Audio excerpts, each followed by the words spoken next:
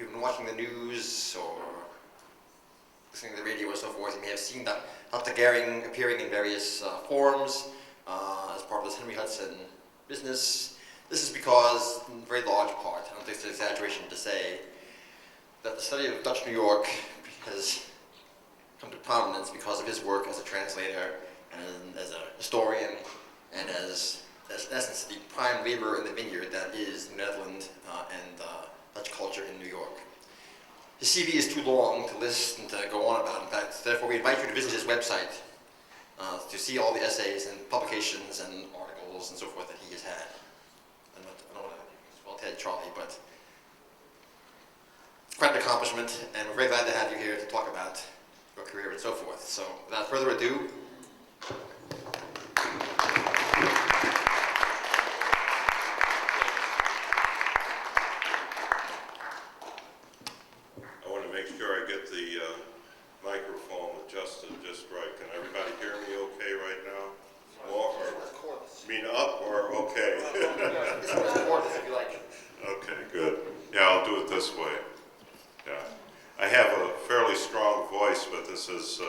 quite a large space to fill. First, I wrote something on the board here. I'll say some innocuous things in the beginning while people are still drifting in. This is my website, and if you're interested in coming to our seminar, it's the Rensselaerswyck seminar. It's the 32nd one that we've held. It'll be in Albany at the New York State Museum in the Carol Huxley Theater, as it usually is, next Friday and Saturday. It's a two-day conference. And the subject matter is Rensselaerswyck, the settlers of the Upper Hudson, how the European settlers came to the Upper Hudson, mostly through the efforts of Kilian van Rensselaer. And everyone is welcome. It's a nominal fee for the two-day event. And all of the information, program, and so forth is on the website. If you go to the website, I also encourage you to look at the virtual tour of New Netherland. There's a lot of information about New Netherland and the territory that it covered from Connecticut to Connecticut River to Delaware Bay through 4 centuries of time. And this is a segue to something I want to say a few words about. The text was written by Russell Shorto. Russell worked with me for almost 3 years on the project. He came up at least once a week, spent the day. We went through primary source materials. He typed everything into his laptop and asked questions, interrogated both me and my assistant, Yanni Fainema, and the book that he produced was Island at the Center of the World. And I'm going to say just a few things and let it go with that. Russell is a journalist.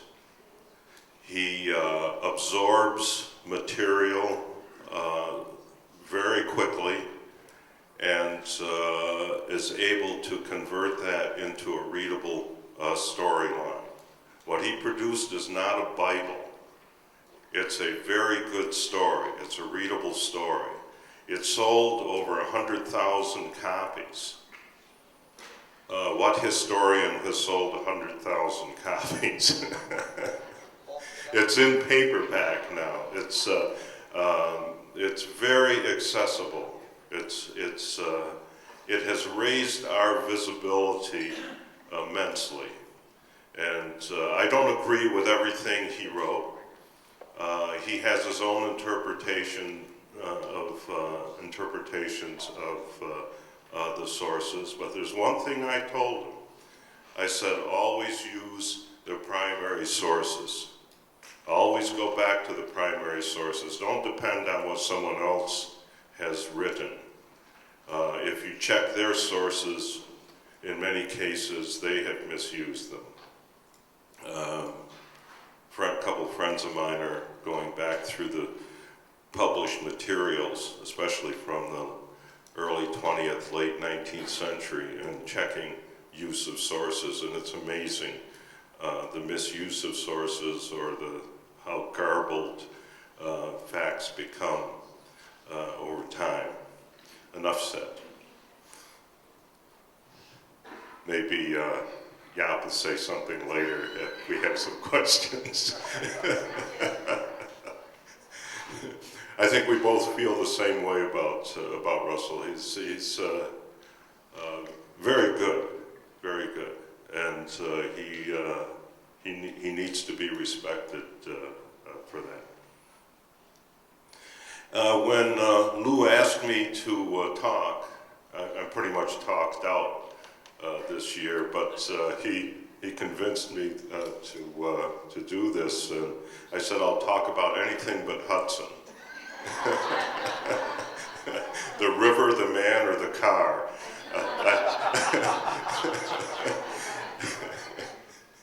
And I'm going to stick to that today. One of the problems, well, actually I did suggest a subject. I think I told him that maybe I'd just talk about the weather. And I was serious about that.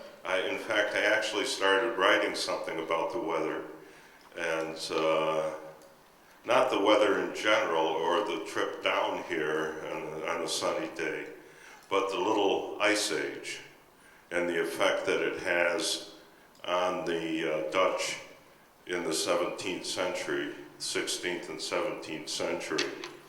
The effect of the Maunder minimum. Does anyone know about this? Has anyone read up on the little ice age? It's very important. You should pursue this in order to put what you read in the 17th century in its proper context. In 1654, the winter was so bad that they had to prohibit the burning of fences on Manhattan. I think this is what happened to the wall on Wall Street. I think they burned it up as firewood the year after it was actually constructed.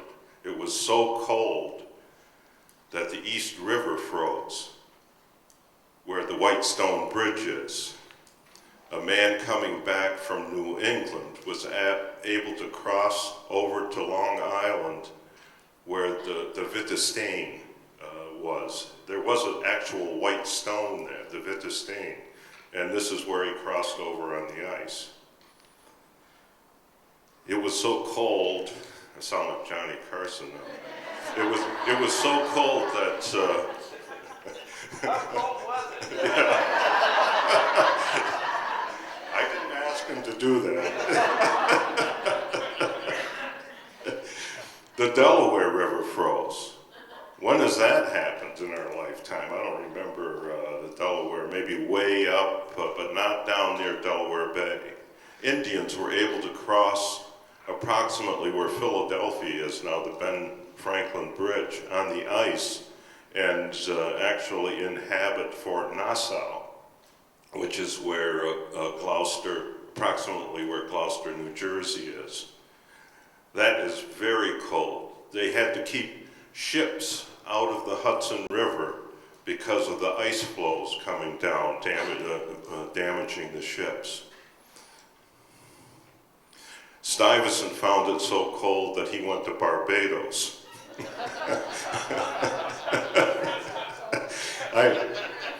I have a talk called Stuyvesant in Barbados, Business or Pleasure.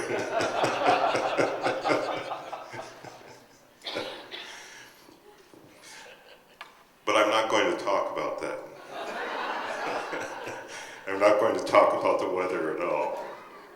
But keep that in mind, it's worth pursuing. There are several books out, one very readable book that has a lot of errors in it, but you get the idea. popular book about the Little Ice Age. In fact, I think it's called The Little Ice Age, so it'll be easy to find.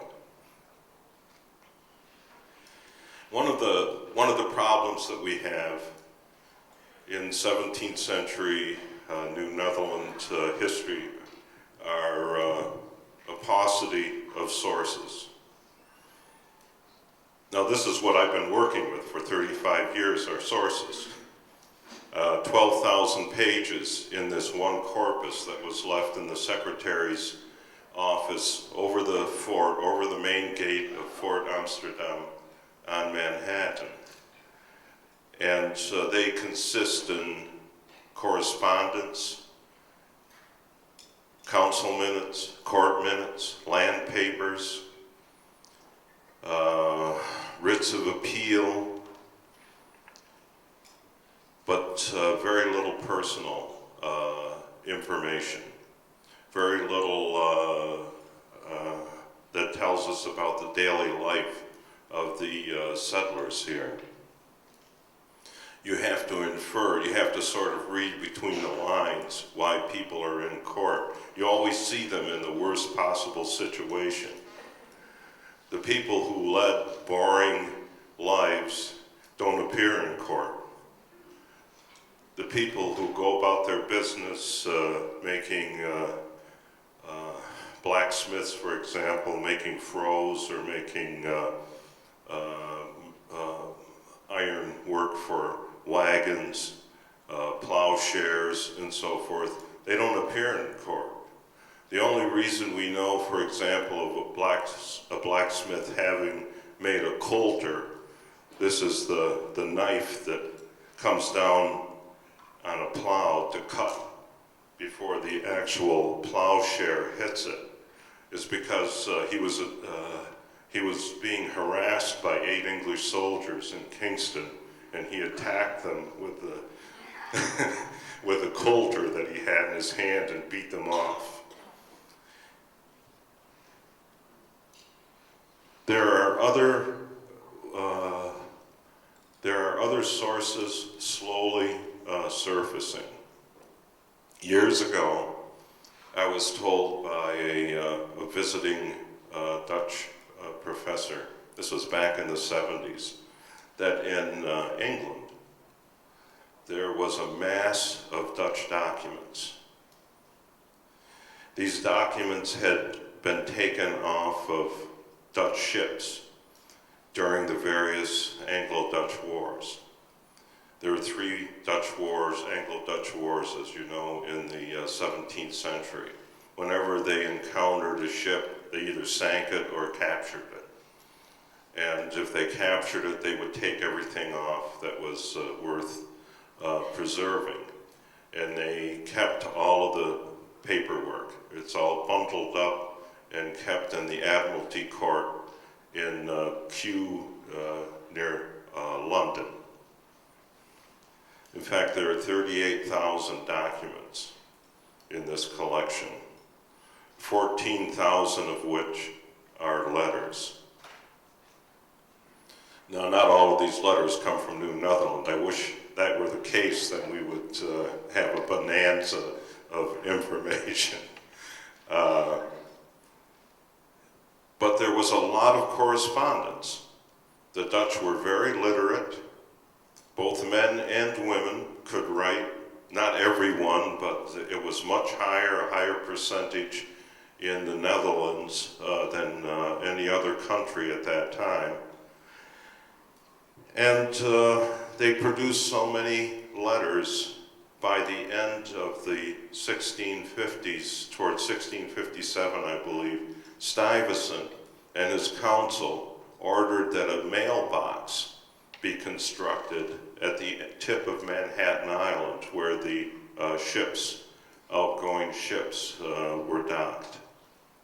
You would write your letter and put it in the box with an address on it, and it was the captain's responsibility to see that it got into the right hands when it got to the other side. Some of these letters made it, and some didn't. I've often encourage students in the Netherlands to look for this correspondence. So that there must be there somewhere. It's never been found. This is what's so frustrating. And the problem is that it's not going to be probably in a place where it's labeled as letter from New Netherland. It's going to be in a family archive probably, in somebody's trunk up in the attic, bound up or stuck in a tin box, as they sometimes did, and no one knows what it says anymore.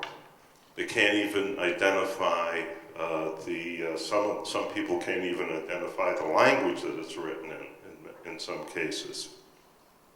I had someone come in with a pile of letters, and he said, I have a bunch of Dutch letters, and I think they were from the Virgin Islands, which would have been a possibility, but they were all in Danish. And he had no idea what language they were in until I looked at them. So, over the years, people have actually tried to find or make contact with this correspondence, but without luck. Just about 2 months ago, I got a letter or an email from a student at the University of Leiden. She said that we read something that you had written some years ago, that you were looking for correspondence from normal people or regular people in New Netherland writing back to their friends and relatives. He said, we have found something, and it comes from this source in England. It's a letter that had been intercepted and had survived in the Admiralty Court all these years.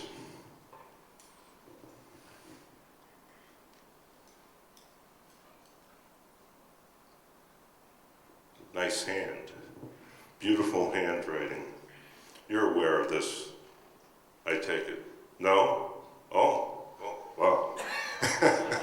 This makes it even more exciting. I was convinced that you probably had seen this. It's a fascinating letter. It's written by Hendrik Meese Vrooman, who came to New Netherland in 1664, right toward the end of the Dutch period, or before the English arrived, 6 months before the English arrived, aboard the Eendracht, which is a ship, the name appears over and over again, the Unity, the Eendracht. The document is on a website.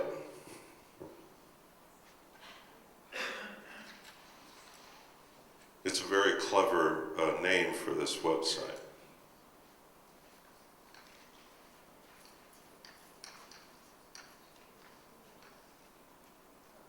Yeah, that makes, I was wondering whether you could see this or not, because I can't see it from there. And I thought maybe if you're up there, well.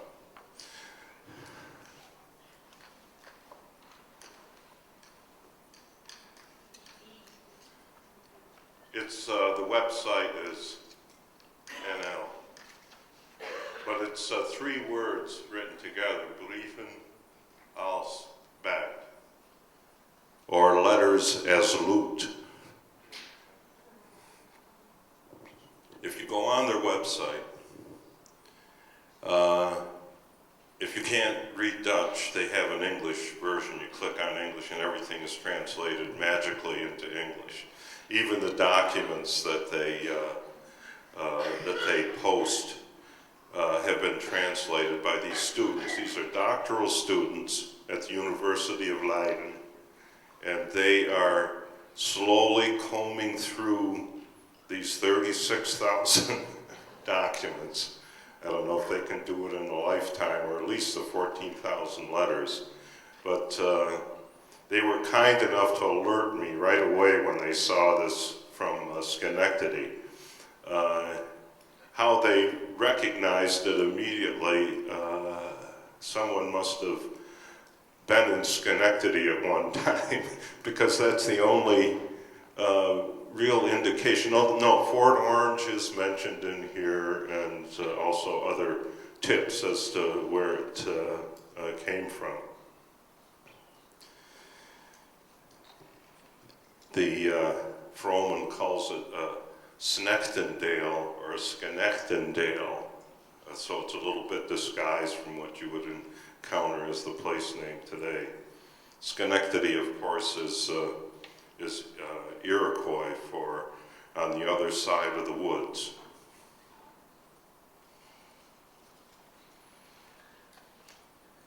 Most people not from the area have heard of Schenectady because of General Electric, and even people on the West Coast coming to our area are able to pronounce it correctly because they've heard of the Electric City and Schenectady. But then they turn around and say Shohari and things like that instead of Skohari. We have a lot of Indian names up north. Every other month, they post a new document.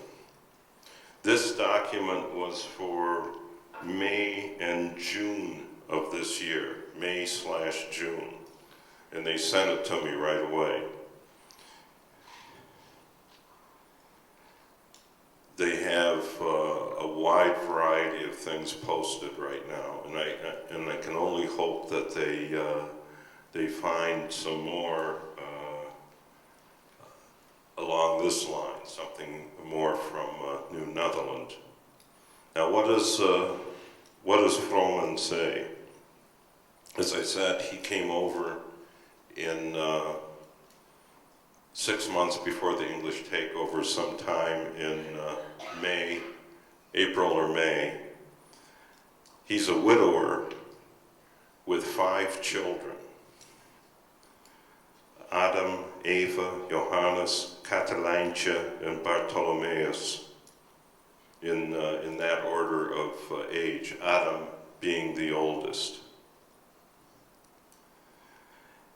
He, at one point in the letter, he's talking about his area that he has moved to.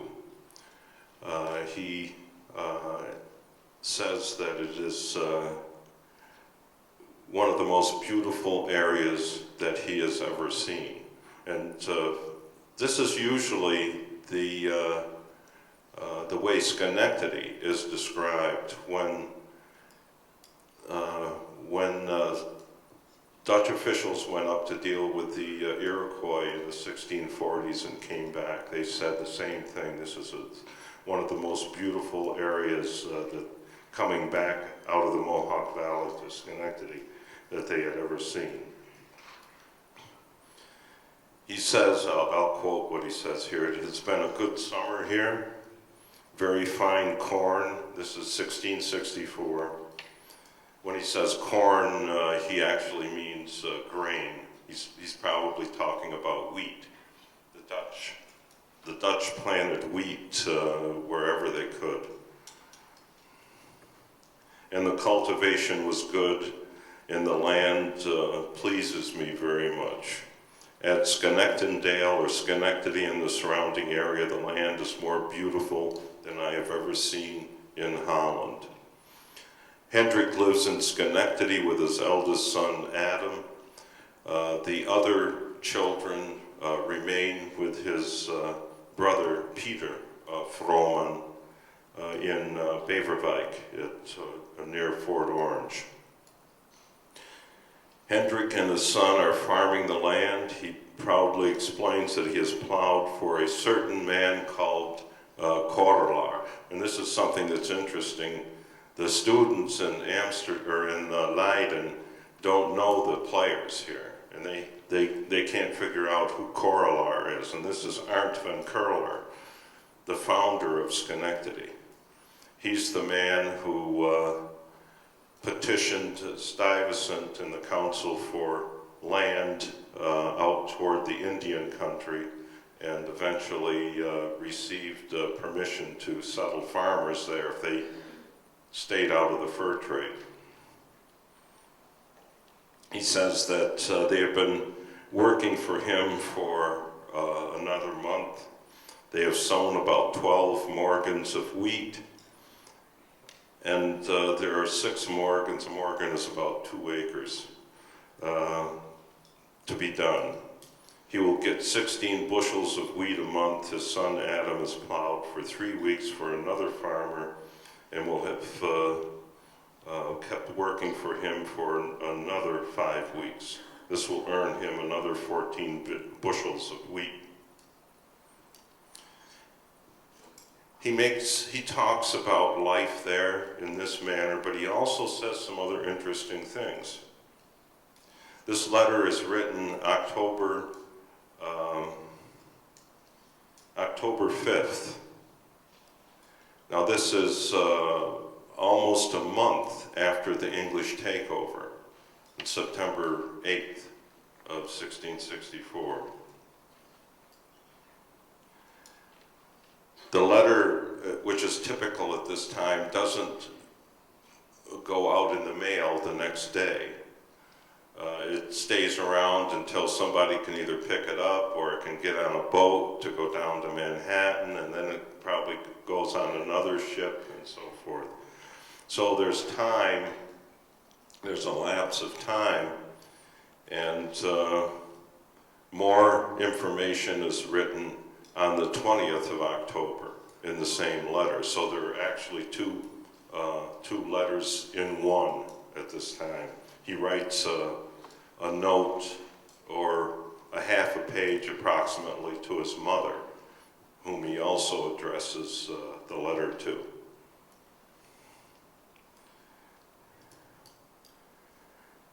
He goes on to say, furthermore, I let you know that there have arrived 3 English ships at Manhattan. Minatos, he calls it, Minatos. He has a strange ear. He picks up certain sounds in a different way, although Manhattan has always caused people trouble in spelling it consistently. These ships have arrived with soldiers, and they have claimed the land, and they say that it belongs to their king. It's interesting that he knows about this so quickly. He's about as far away as you can get from Manhattan. He's in Schenectady. I sometimes have a hard time getting there. It's 19 miles from Albany. Somebody said it's the longest 19 miles in the world. But he knows about this, and he also knows some rumors that have circulated. He says that Stuyvesant has given it to them without firing a shot. But the English soldiers say that Stuyvesant and Decker, this is Johannes de Decker, who was commander at Fort Orange for a short period of time after Johannes Dijkman was removed, probably for a stroke or alcoholism or something along those lines. But the Decker replaces him and is not regarded very well in the area, and leaves after about 6 months. But he's down in Manhattan now. And they say, the English soldiers say, that Stuyvesant and de Decker already sold the land to them 2 years ago. Where he got this from, I have no idea. This is the first I've ever heard of this rumor that the land had been sold 2 years before. And we know that it's not true, but why would he hear about this? Why would English soldiers be told this? And how did he hear so quickly from English soldiers?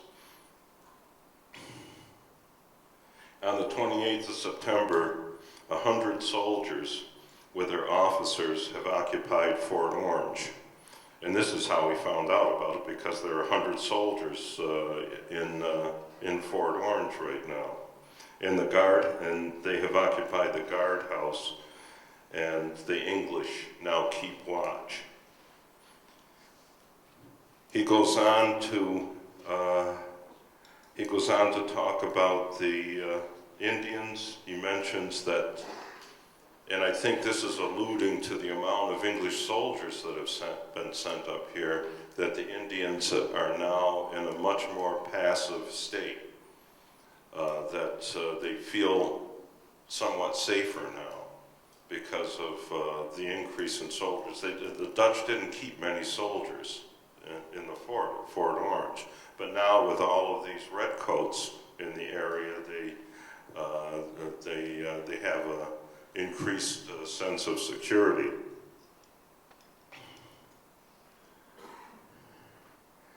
It's unfortunate that the letter never reached his brother. He wrote it maybe to indicate that things are fine over here. You can come over with your family and you can live the same type of life that I'm living. There's plenty of land, clear the land, and you can plant crops. You can pursue agriculture as you've been doing in the Netherlands.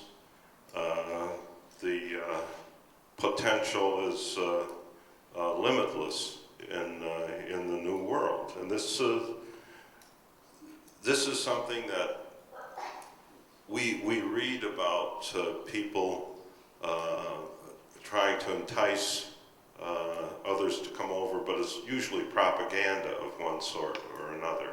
This is much more heartfelt, and he wouldn't lie to them to come over if he felt that they could be eventually wiped out by the Indians. Unfortunately, this is what happens to him. If you know the story of Schenectady, you know that just 20-some years later, 15 years, 25 years later, in 1690, the French and Indians attack Schenectady in the middle of the night, February, very cold. Again, we're still in the Little Ice Age, and they kill about 40-some people. They burn most everything to the ground, and they take about 20 captives, both black and white, back with them to Canada. It's an episode that people in Schenectady have never forgotten. They commemorate it every year with the ride of Ryer Schermerhorn. I don't know if you've ever heard of him, but he rode through the night on a horse to warn Albany that that a French war party was in the area and that they needed to close the gates or be on guard.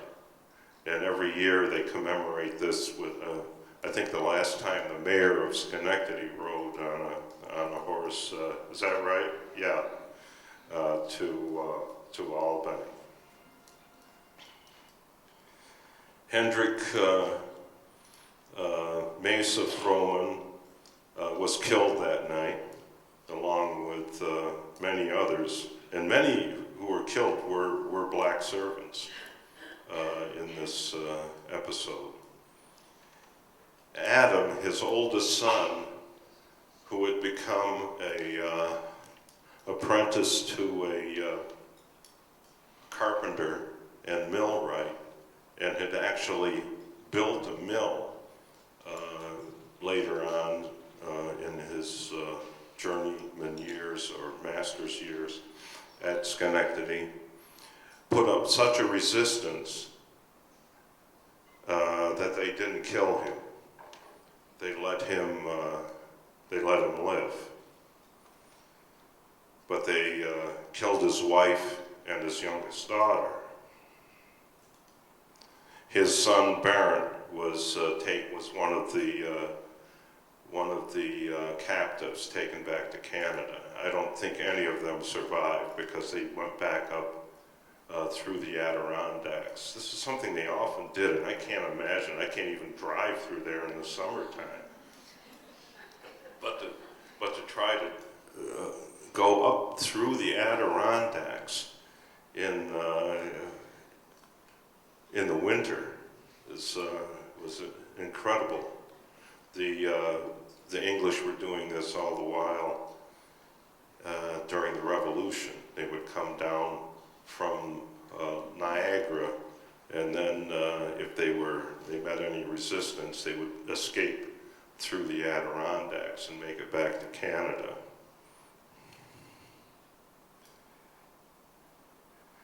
So as I said, this type of letter offers some positive light on the settlers, rather than seeing them as murderers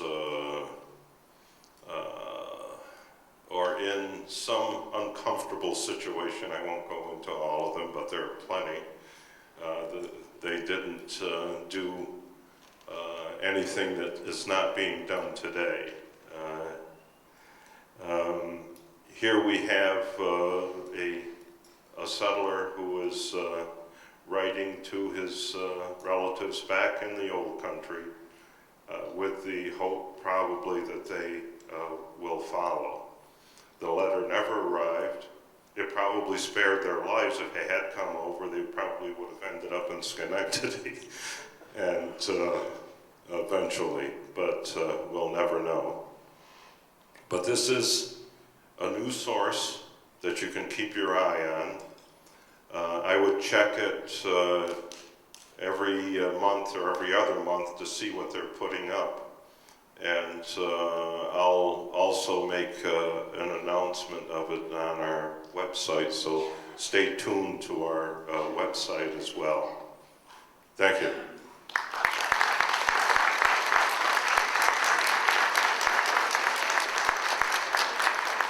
Thanks, Charlie.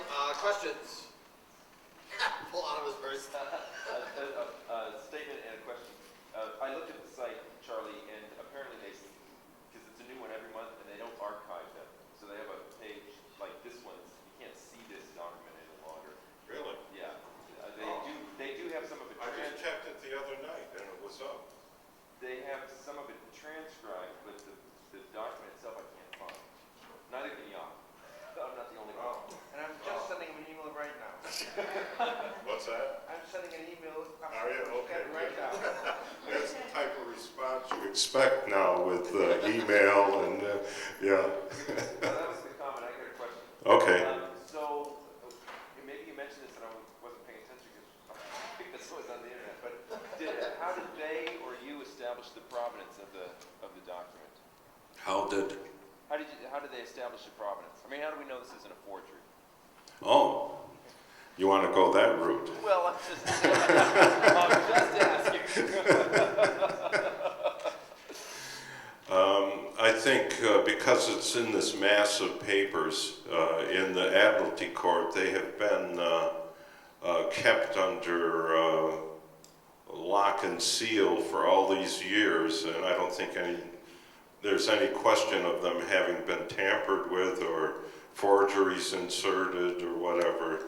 If I may, Yeah. this is a collection that Dutch historians have been aware of for a very long time. Yeah, the Dutch historians have been aware of this for a long time, and that's what I mentioned in the beginning, that I knew about this in the 70s, but I never had time to go to England to look at the material. And once you get there, you find out you've got 36,000 documents to look at. I mean, it's a mind-boggling task. Dutch historians have been aware for a couple of decades, since the 1970s. Several have done research there, especially for the 18th century, for the East India Company. Someone like Elsvanijk van Heslinga did her research partly there, and my own professor of maritime history at Leiden has also done research there. When 20 years ago a couple of my colleagues went there, I asked them specifically to look for ships from the Netherlands. Now the problem is that these are documents that have not actually even been opened since the 17th century. So you would find a bundle of letters and nobody would have looked at them. The only way to identify them is because it's listed by ship's name. So I gave my colleagues names of the ships that I knew that were taken en route from the Netherlands to Amsterdam, but they reported back to me that they couldn't find anything. Well, considering the fact that there are 36,000 documents, that's hardly surprising. Only 6 or 7 years ago was money made available to look at these documents more closely. Roelof van Gelder, who's a researcher and a journalist as well, but he's a good historian, did some research there, and the Dutch Royal Library is now putting all these letters, making them accessible. And so that's how we find out about these documents. That's an addition to, of course, Thanks Charlie. a lot. Yeah, that clarifies it considerably. There's another source of documents, by the way. One of the cultural attachés at the consulate, Dutch consulate in New York, years ago told me, this was in the 70s again, he said that he used to be in the Dutch legation in Spain, like Washington Irving was. And he said that at Simancas, there is an archive that is still bundled up with red ribbon and hasn't been opened. These are the documents that the Spanish took out of Dutch cities or archives as they withdrew from various areas of the Netherlands. And he said that this stuff has never been looked at. Now, Washington Irving mentions this to Broadhead at one point. They meet in Amsterdam, and he tells Broadhead, if you have time, come to Spain. He said there's stuff down there about New Netherland. And Broadhead never had the time or probably the money to go. And there's another place. If anybody here speaks Spanish and you want something to do, go to Simancas and look through the records, maps. I think he may have mentioned that there's a possibility of some maps being in the collection. But again, it's a fishing expedition, and it's something a young student needs to undertake and make it their life's work. We'll be forever grateful. Any other questions?